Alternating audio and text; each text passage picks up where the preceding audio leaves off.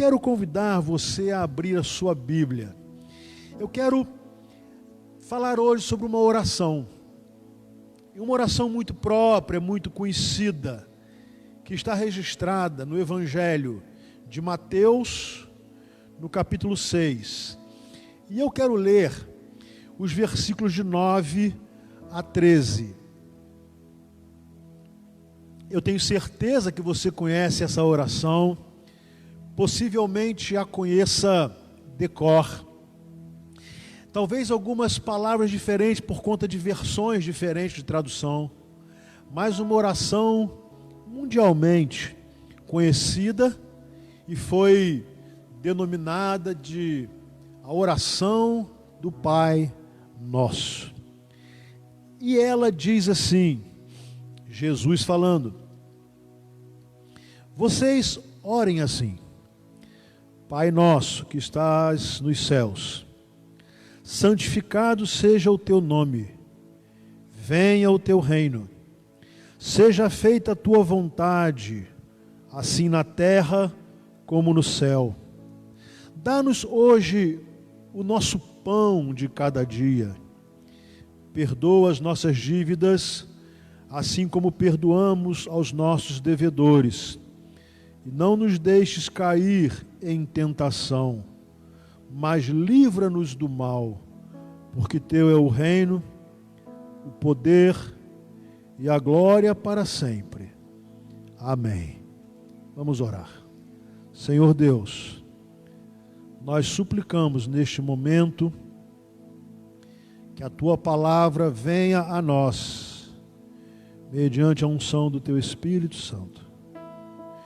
E que a tua palavra, que é maravilhosa e é poderosa, ela possa nos ensinar, ela possa nos dar a tua paz, possa nos corrigir e nos consolar. Deus, em nome de Jesus, nós nos submetemos à tua palavra e queremos ouvi-la e aprendê-la para praticá-la. Oramos no nome maravilhoso, precioso e único de Jesus, o teu Filho. Amém. Meus queridos, essa é uma oração conhecida em todo o mundo cristão, não importando o segmento do cristianismo que você segue. A oração do Pai Nosso. Uma oração proferida por Jesus dentro de um contexto.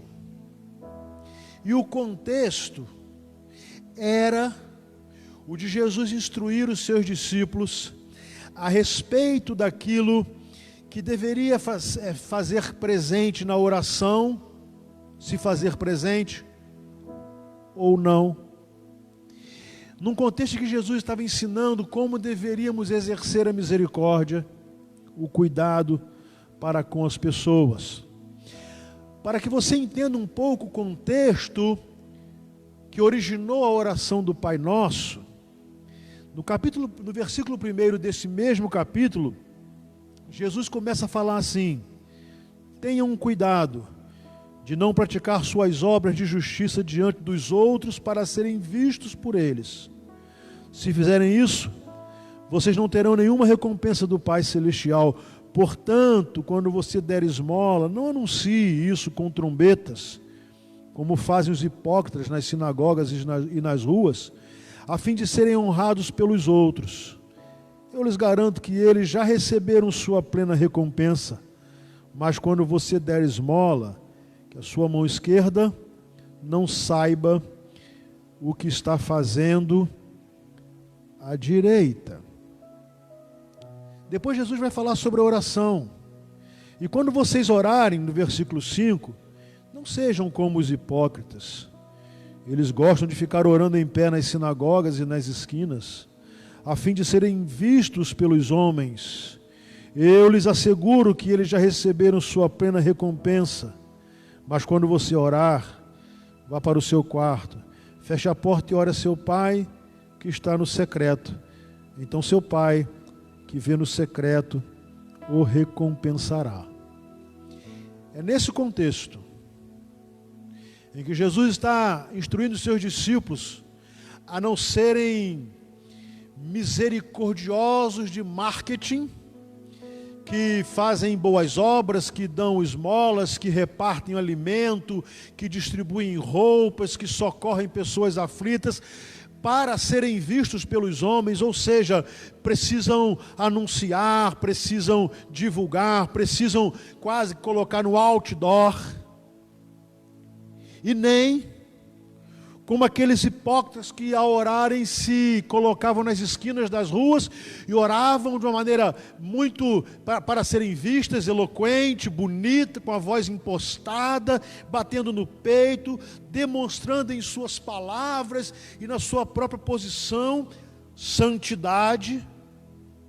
E Jesus disse que essas atitudes, tanto a da misericórdia quanto a da oração, eram atitudes hipócritas, e a única recompensa que essas pessoas recebiam era a recompensa de serem vistos pelos homens como misericordiosos, ou serem vistos pelos homens como pessoas de oração. Nós estamos vivendo um tempo em que é preciso exercer misericórdia. Pessoas, naturalmente, que não têm o pão necessário de cada dia, pessoas perdendo emprego, algumas com a sua renda cortada pela metade, dificuldades para conseguir o pão de cada dia. Nós temos naturalmente um tempo em que precisaremos exercitar mais do que nunca a nossa misericórdia, e precisaremos orar.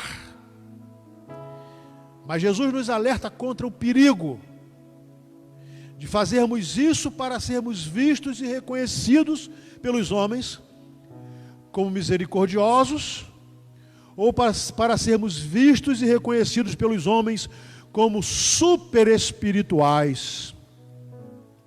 É nesse contexto que Jesus olha para os seus discípulos e lhes diz: vocês orem assim.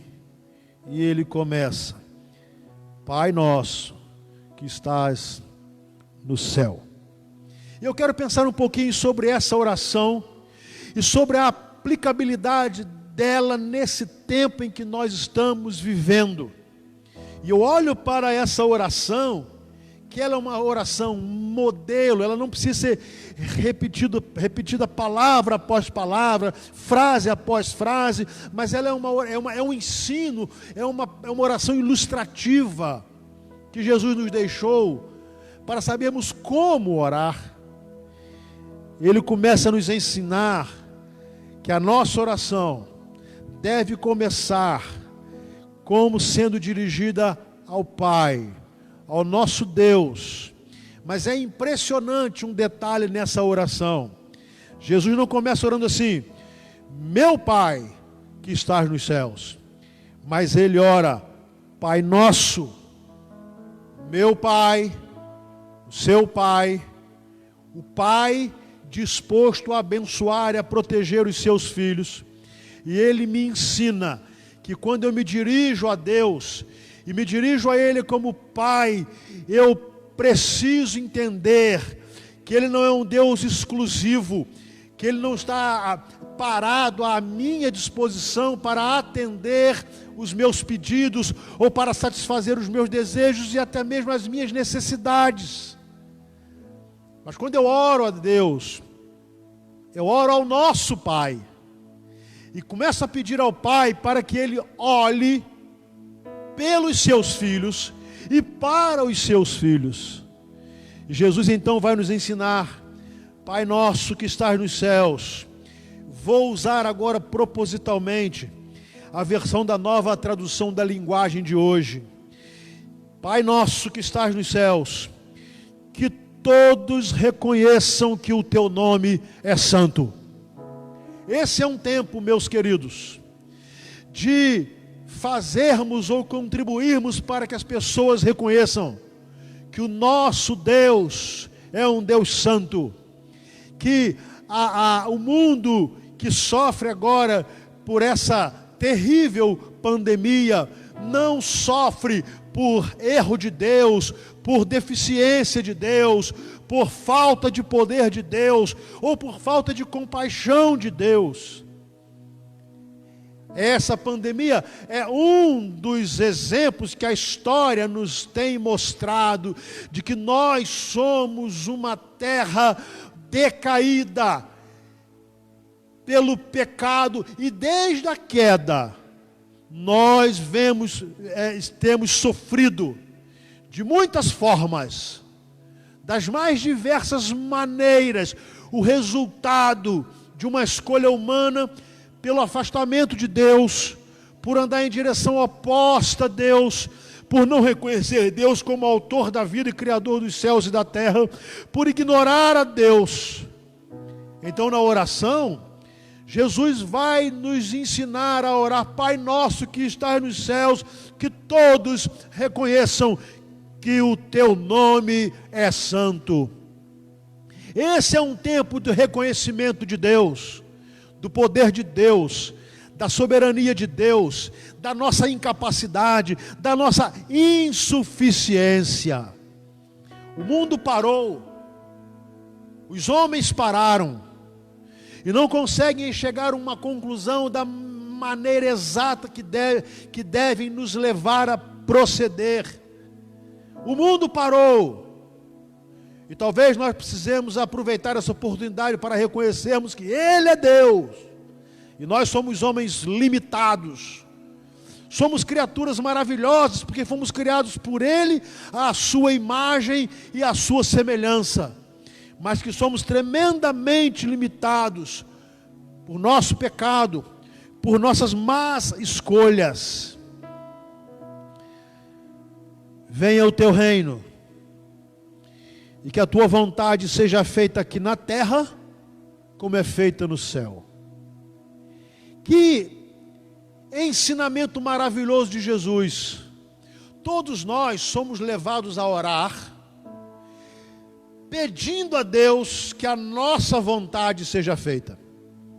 E muitas vezes, até proferimos na nossa oração que a vontade de Deus seja feita, mas no nosso coração, e você sabe, e eu sei também, que precisamos ser sinceros para reconhecermos isso, nós queremos que a nossa vontade seja feita. O homem tem desejo de fazer a sua vontade se cumprir. As pessoas querem que as suas vontades sejam realizadas. Mas Jesus nos ensina a orar: Pai, que a tua vontade seja feita aqui na terra, como é no céu. No céu, só a vontade de Deus é feita. No céu, só acontece o que agrada a Deus. Só acontece aquilo que está no coração de Deus. E a oração de Jesus, ao nos ensinar para que nós suplicássemos pelo mesmo: Pai, é a tua vontade é melhor, o teu propósito é melhor, os desígnios do Senhor são melhores, o projeto do Senhor para o homem é melhor, sempre é melhor. Então que a tua vontade seja feita aqui na terra, na mesma medida que é feita no céu.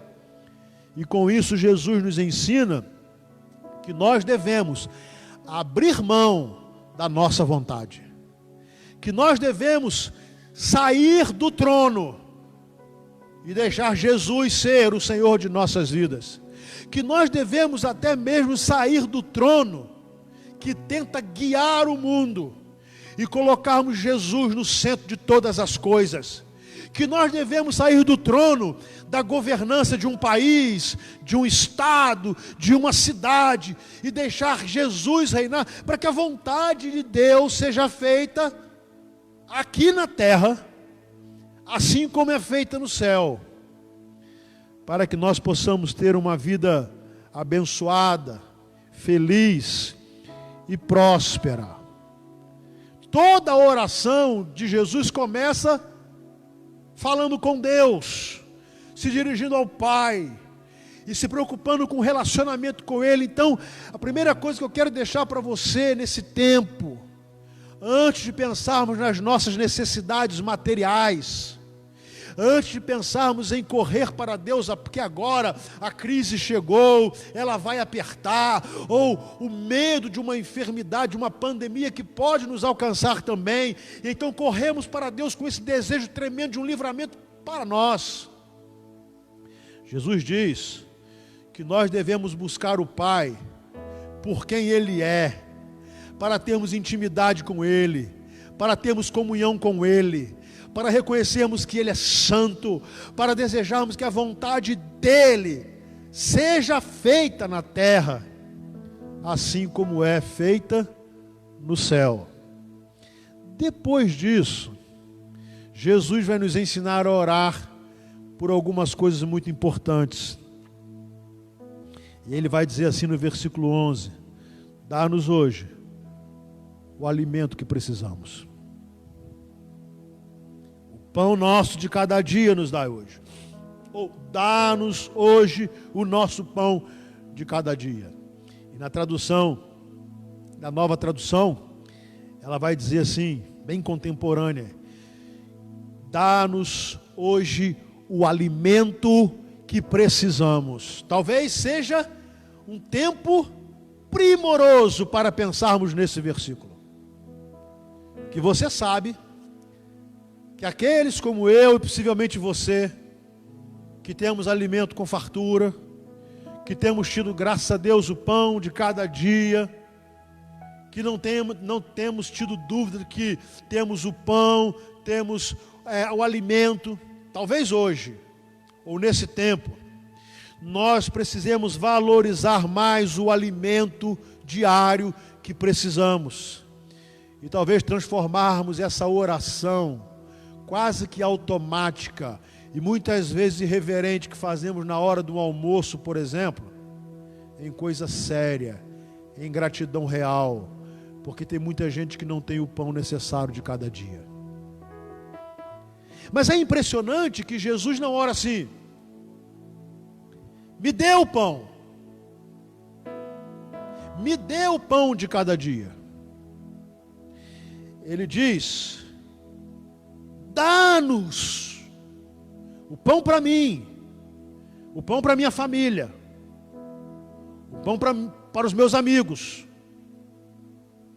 o pão para as pessoas que eu não conheço, o pão para os pobres, o pão para os mendigos, o pão para aqueles que não têm o que comer todo dia. E ele disse: nós queremos orar a Deus, dá-nos hoje o alimento impressionante que precisamos, e não tudo o que queremos, que precisamos. Agora eu preciso falar com você, meu querido irmão, como Deus garante o pão necessário. É impressionante que toda a Bíblia vai nos ensinar que o homem deve comer do fruto do seu trabalho. Então não é um pedido para que Deus derrame para nós pão sem que por ele tenhamos trabalhado, porque o trabalho é honra. Comer de um pão que é fruto do suor do nosso rosto é honra, é dignidade, é prazeroso, é instrutivo, é pedagógico.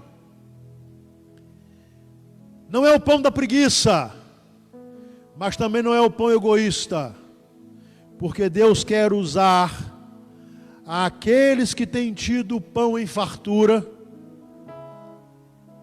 para olhar para aqueles que têm experimentado escassez do pão.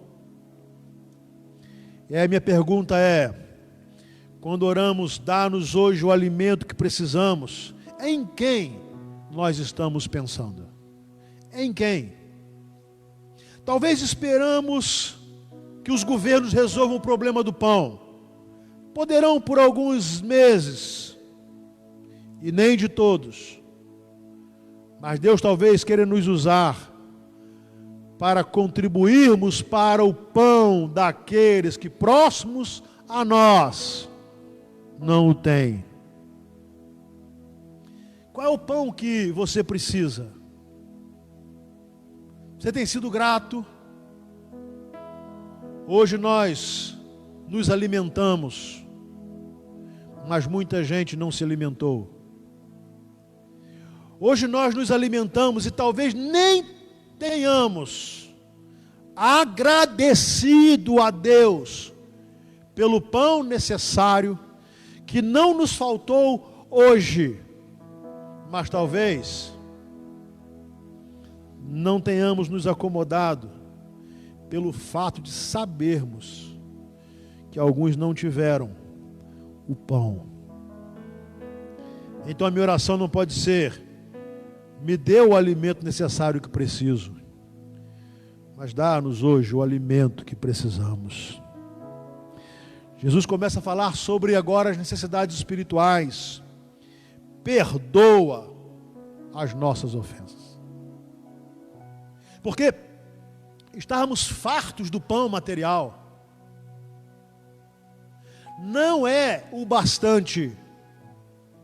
Se não tivermos sido alimentados espiritualmente, se não tivermos Jesus, o pão que desceu do céu, se não tivermos o alimento que é Jesus, o pão da vida, se não tivermos sendo alimentados de maneira adequada por aquele que mata a nossa fome e que sacia a nossa sede e o faz para todos sempre, então Jesus vai dizer assim: Pai, perdoa as nossas ofensas.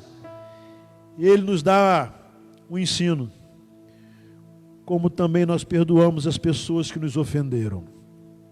Você sabe que todos nós gostamos quando somos perdoados por erros que cometemos,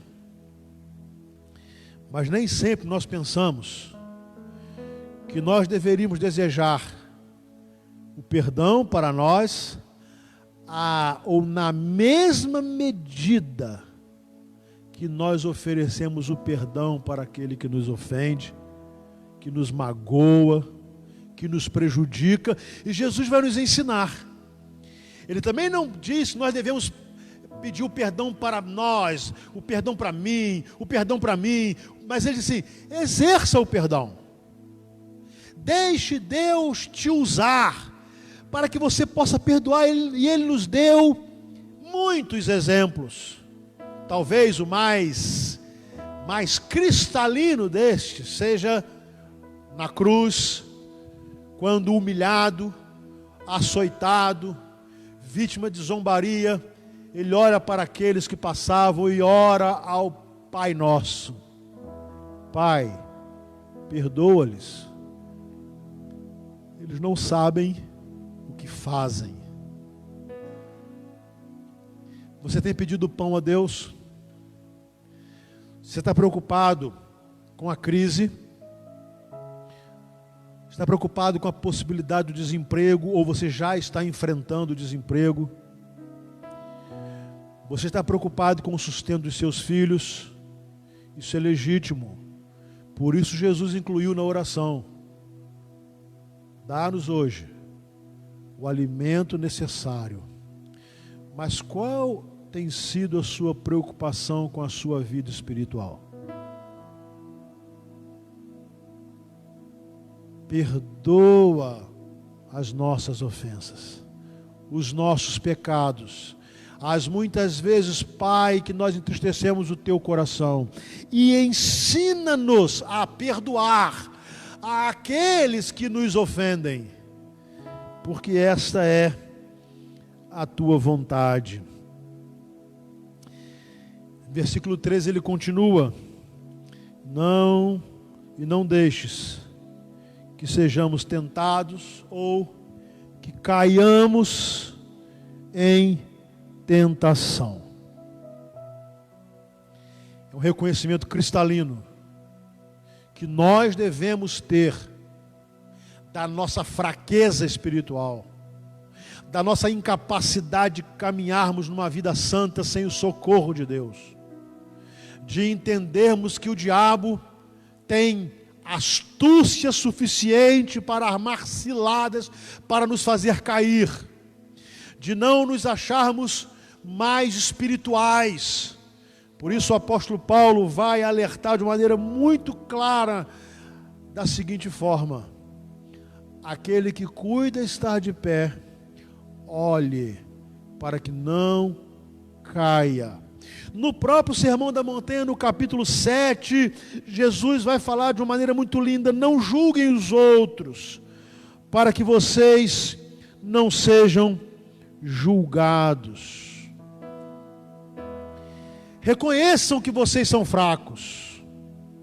Orem como Davi no capítulo 51 do livro de Salmos: Pai, contra ti somente eu pequei.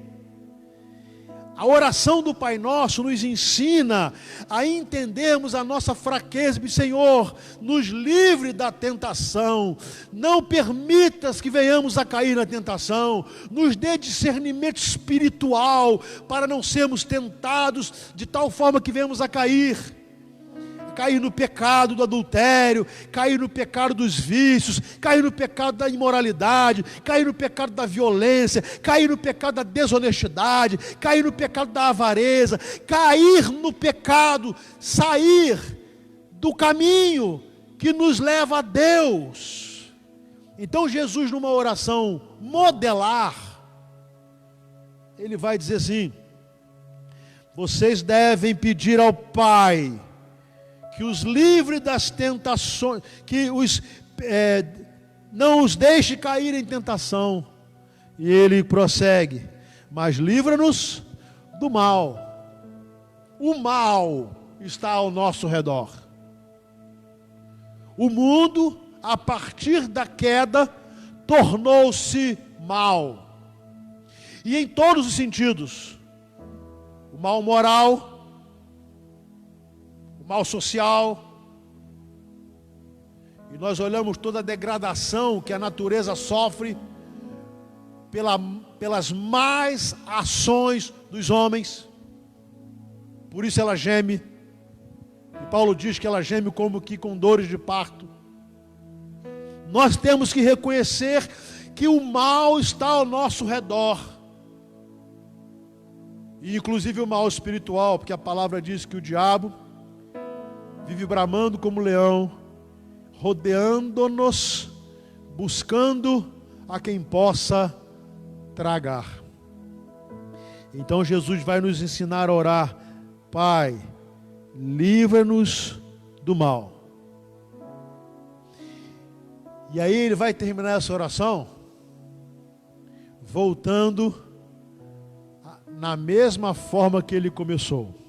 Ele começa: Pai nosso que estás nos céus. E ele termina: pois teu é o reino, o poder e a glória para sempre. Amém. Eu quero então terminar convidando a tomar essa oração modelo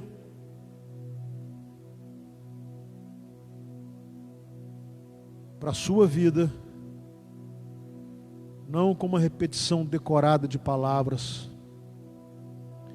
mas para que a essência dessa oração possa fazer parte da sua oração e da minha oração. Ele é o Pai Nosso, Ele está nos céus, Ele é santo. O reino pertence a Ele. A vontade dEle é boa, perfeita e agradável. É Ele quem nos garante o pão de cada dia. Mas não é pão só para mim. É pão para todos nós. É Ele quem pode, e só Ele é quem pode nos perdoar. Mas Ele nos ensina que nos perdoará à medida que nos dispusermos a perdoar os outros. Ele quer que nós reconheçamos a nossa fraqueza, para que possamos depender dEle para não cairmos em tentação. Ele sabe que o mal tomou conta da terra. Então ele sabe que precisamos recorrer a Ele para pedirmos livramento. Mas Ele quer nos dizer que Ele é soberano. Dele é o poder, dele é o reino. A Ele e tão somente a Ele seja a glória para sempre. Amém.